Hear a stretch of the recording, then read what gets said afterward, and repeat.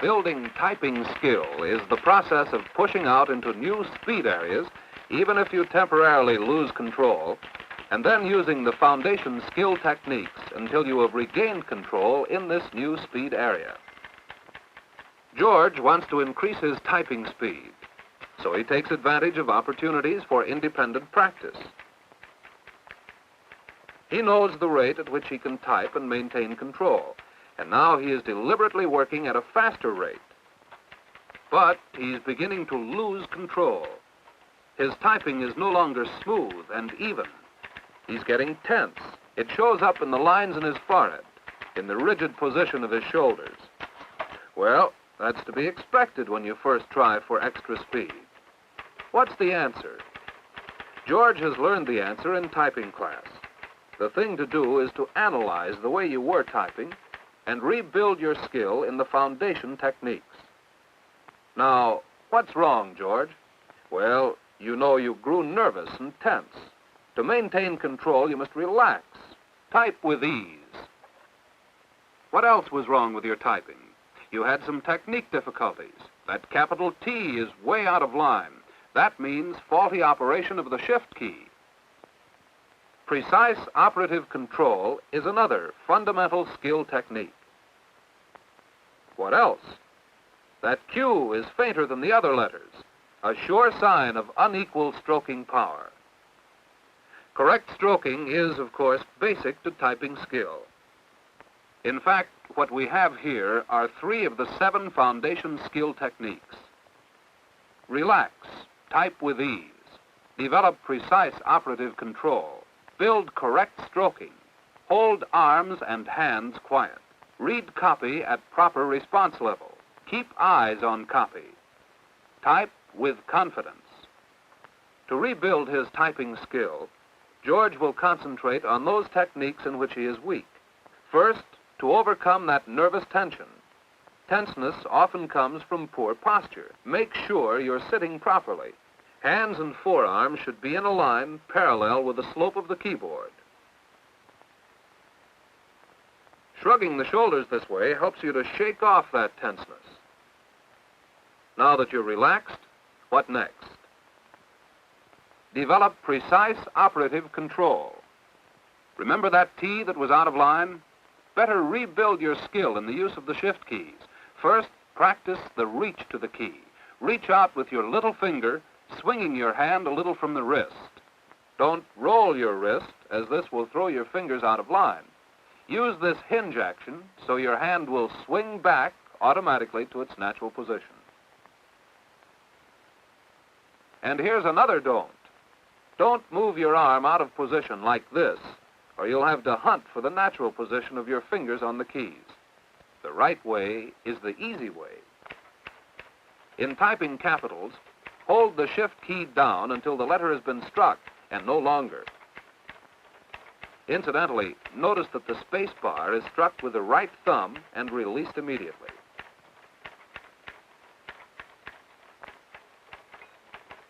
That was a sloppy carriage throw. Better practice. There, that's better. And you're off to a quick start.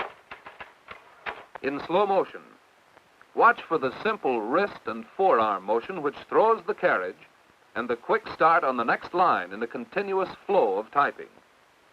Don't let the elbow get out of line.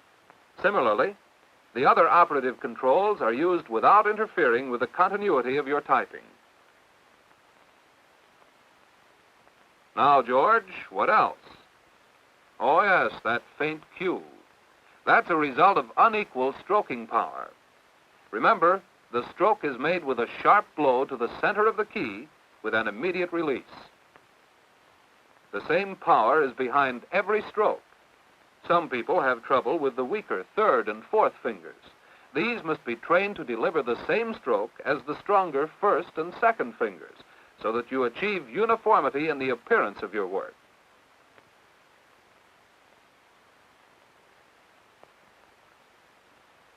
Watch out for unequal stroking power. See that you don't pull back on the stroke. Strike the center of each key and release it immediately. Let your fingers do the work. Here's a little trick for testing whether your hands and arms are quiet, almost motionless. If the coin stays put, you know you're typing with your fingers only, as you should. We can't overemphasize the importance of proper stroking. Watch it in slow motion. Watch to see whether your stroking can be improved.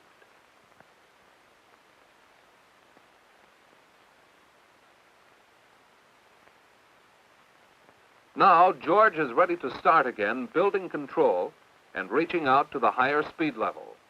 In doing so, he will naturally use all 7 skill-building techniques. Always read the copy at the proper response level.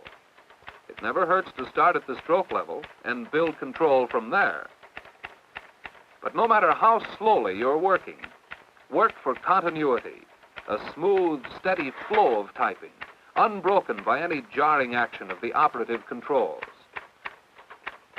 Generally, you will read copy at the word recognition level, reading words, thinking words, typing a pattern of strokes, and not separate individual letters.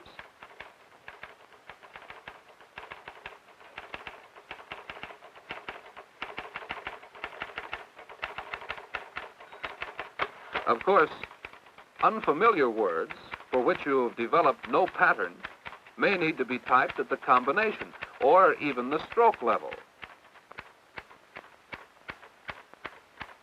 Work up smoothly to the fastest speed at which you are sure of control. And remember the other foundation skills. Keep your eyes on the copy. If you look away, you may lose your place and interrupt the flow of your typing. Tune your ears to listen for the bell so that you don't have to watch for the end of the line.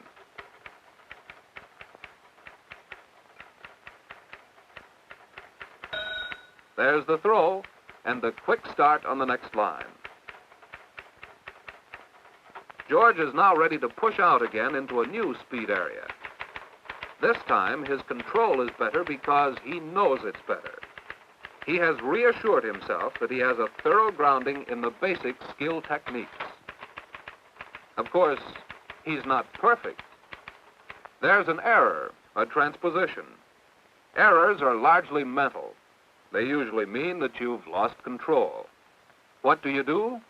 You stop and then start again at a slower speed where you're sure of your control. Then you rebuild your skill up to the higher speed. Speed isn't difficult to achieve. George is typing at about 40 words a minute.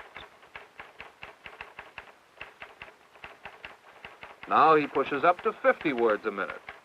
It's really only a little faster than 40. And today he's pushing himself up to 60 words a minute. And 60 is only a little faster than 50. Now George feels pretty sure of his control at the new speed. He feels sure because he knows how to relax, type with ease, develop precise operative control, build correct stroking, hold arms and hands quiet, read copy at proper response level, keep eyes on copy, and type with confidence. This is the sum of all the others. The typewriter is a machine. The performance you get from it depends upon your skill, and your skill depends upon your mental attitude. You can type as well and as fast as you know you can type. The way to build confidence in your typing is to practice the basic skill techniques until you are sure of your control. Control means confidence. And confidence is your best insurance against making errors. Your best insurance of smooth, skillful, speedy typing.